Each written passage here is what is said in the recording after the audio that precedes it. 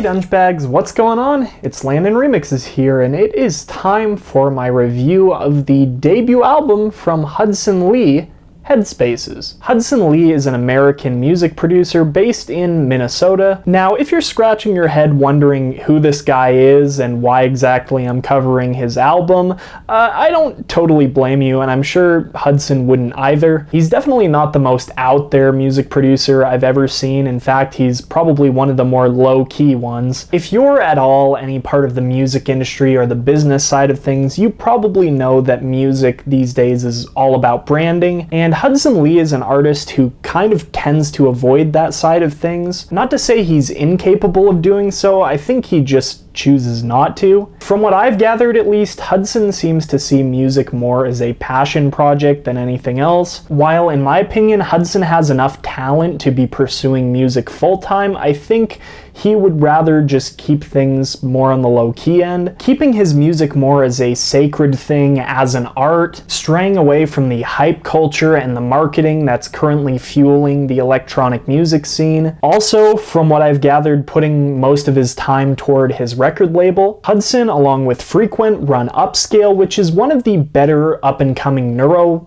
record labels. If you still have no idea what I'm talking about, you might recognize Upscale released projects such as Mr. Bill and AU5's collab EP The Recency Effect, as well as Frequent's debut album Dream Recall. They've also done releases for artists such as Alon Moore, Copycat, Clockvice, False Noise, and Vorso. The last of that bunch actually being one of my favorite artists right now, and the reason that I found out about Hudson Lee. Earlier this year during spring break, after I'd finished filing my taxes, I was scrolling through Twitter and came across, of course, one of my favorite artists at the time, and I guess he still is, Vorso, talking about an upcoming song that he had with Hudson Lee, which of course piqued my interest because I had never heard of this guy before. I think also paired with that tweet, he had mentioned that Hudson had an album coming out, and of course that was going to get me excited. Love Vorso. Love albums. Of course this was going to be a project that I was going to listen to, but before listening to their collaboration Paper Skies, I of course decided to check out some of Hudson's other music. In particular, his song Patience caught my interest. Being a bouncy little electronic song that blended in elements of singer-songwriter and glitch hop. If you know me well, you'll know that singer-songwriter music is kind of a guilty pleasure for me, and especially singer-songwriter music with really well-written acoustic guitar parts, and I also have a huge soft spot for electronic music that weaves together more organic instruments, so Patience ended up pretty much being an ace in the hole for me. Very quickly set my expectations very high for Hudson Lee's album, and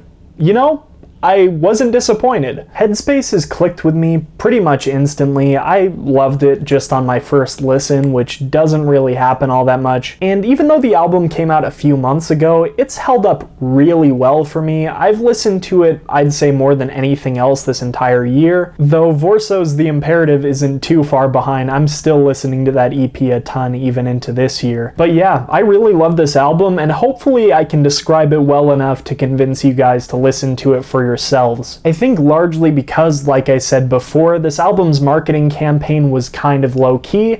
Headspaces really went under the radar, and I'd like to see it remembered as one of the better albums of the year. I guess first of all, I'd say this album has a lot of depth, and it's going to stress me out a lot trying to tell you guys every single detail of this thing, so I'm not going to. I'm going to try to stick more to the side of themes and bigger picture when it comes to this project because, like I said, it's got a lot of depth. I guess it's important to establish that this album is more of a concept than it is a compilation, the latter of which we tend to get more often than not in electronic music. Not to say that there aren't some great electronic music albums that are more compilation than concept, but the concept albums generally end up being my favorite because they're so few and far between. Daft Punk's Discovery is one of my all-time favorites. More recently, Lito's Everything and Xylen's We Are dust. The premise of Headspaces, as Hudson said himself, is that it's more or less a collection of short stories. Each song on this album represents a moment from Hudson's life. As a listener of this album, you get to peer into these stories, which all have their own distinct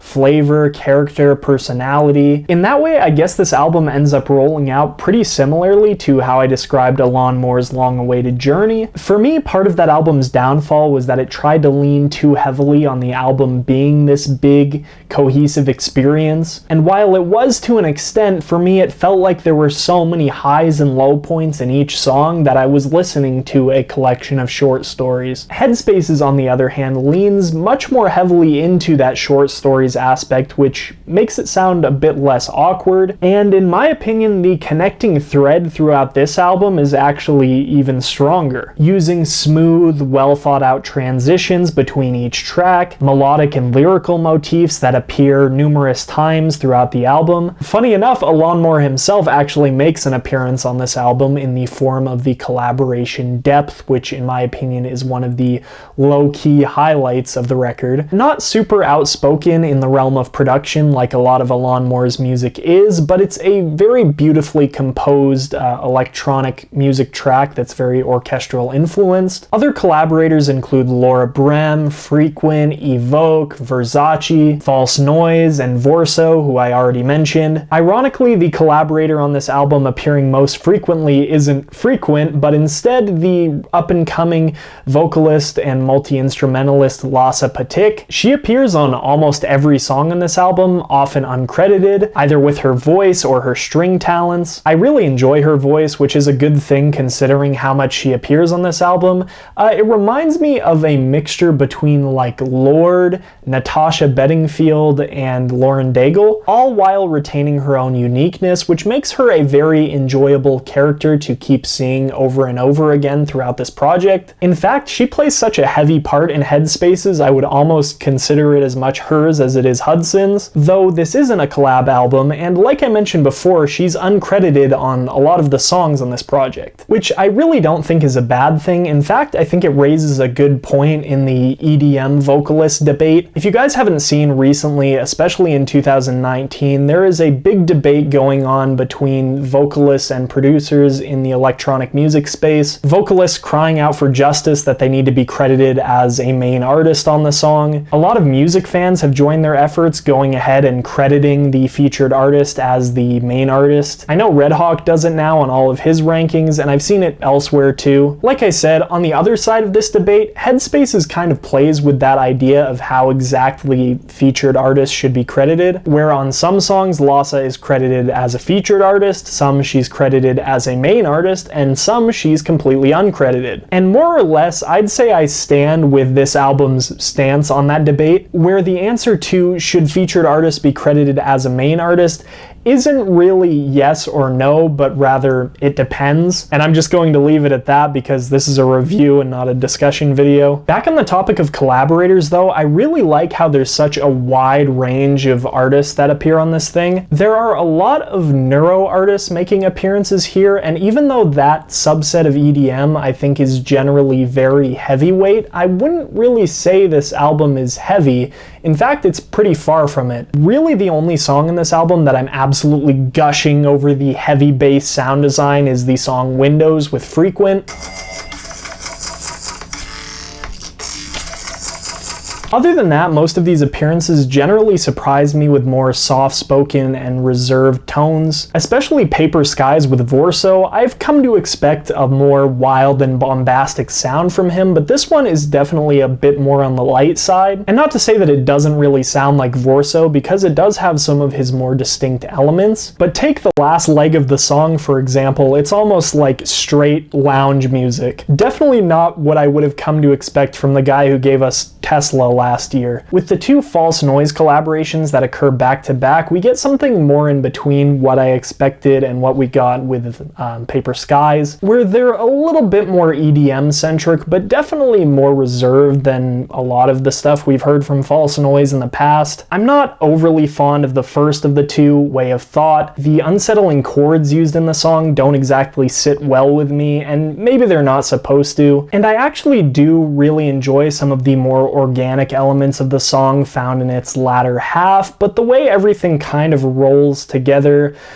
makes it probably my least favorite cut on the album. However, the second False Noise collaboration, Lost, is probably one of my favorites. Uncharacteristically to the rest of the album, it's a house song and therefore has a little bit more of a club sound than you would expect, but it fits perfectly in the track list. The song to me actually reminds me a lot of some of the material on John Hopkins' Immunity album, which as one of my all-time favorite albums, I am totally okay with. Another collaboration I really enjoyed was Stay with Laura Brem. I think the pairing of the instrumental and her voice is really great, and I'd like to see those two doing more work together. I also like that Laura kind of comes out of her shell more on this song and does some things with her vocals that you wouldn't normally expect her to do. And also, I think the halftime beat switch up toward the end of the song is awesome. I didn't really talk about any specific songs with Lhasa, but I think it's because I generally enjoy every single song that she's on. A lot of the time paired really well with those choppy singer-songwriter elements. I guess you could call a lot of the songs she's on glitch pop. It is really impressive to me that she's able to sing over so many different styles of instrumentals on this album though, ranging from more dark, unsettling songs like Suspended and Labyrinth, to more pop-type tunes like Paper Planes, to more bright and happy, summery type songs like Summer Nights and meandher. I do want to move on to the next topic, but I would like to give a shout out to the song Drowning with Evoke, one of the more lyric-heavy and I guess I'd say deep songs on the LP. The lyrics of the song kind of have this feeling of uncertainty and being unsure, which is paired really well with these kind of dark atmospheric sections. I guess you could call it a drop, but it's really not. And these sections offer some space and reflection between the verses, while also holding together that really tense feeling that the song has. Moving on though to, I guess, the last big thing I want to talk about in this review, this album is obviously a passion project that was created by someone who clearly has a lot of appreciation for a lot of different kinds of music. That's one of the reasons I really liked Long Awaited Journey, one of the reasons that I really liked Worlds, The Avalanche's Wildflower, you know, the list goes on and on. Like I said, you've got a lot of singer-songwriter and NEURO influence. There's a bit of like drum and bass and glitch, maybe even a little bit of Latin and world music. What I'm trying to get at though is that more than anything, you can really tell that Hudson carefully incorporates these elements of all these different genres together in order to really work on this project. He pays respects to each individual genre and doesn't really feel like he's going overboard, and it's really amazing to me that he managed to take all of these different styles and I guess weave them together, because I don't know, it was even amazing on We Are Dust, and a lot of the songs on that album sounded so similar. On this album, it's just like when you think of the journey from front to back, there are so many different styles. You come out of this experience wondering how the heck the guy pulled it off. Like I said, I don't want to get down into the nitty-gritty and explain every single detail of this album, because I think that kind of destroys the experience of listening to it, which, by the way, you guys definitely should. I didn't want to say this at the beginning for the sake of spoilers, but Headspaces is my favorite album of the year so far. I would strongly suggest you guys check out this album for yourselves, especially if you're into other glitch pop type artists that do, you know, hybrid with electronic music such as Eden, or if you're a fan of any of the artists that are making appearances on this thing. There's a lot of them. All over this project, a lot of these songs are giving me the same feelings that some of my favorites have given me. For Headspaces, I am feeling a strong 9 to a light 9.5 out of 10. If you guys haven't listened to this one yet for yourselves, I have the Spotify link down in the description below. And hey, if you like it, you should buy it, because streaming services, you know, don't pay all that much. If you're new here, make sure to subscribe, and if you enjoyed the review, leave me a like. Anyway, I'm Landon Remixes, and I'll see you guys next time. Peace.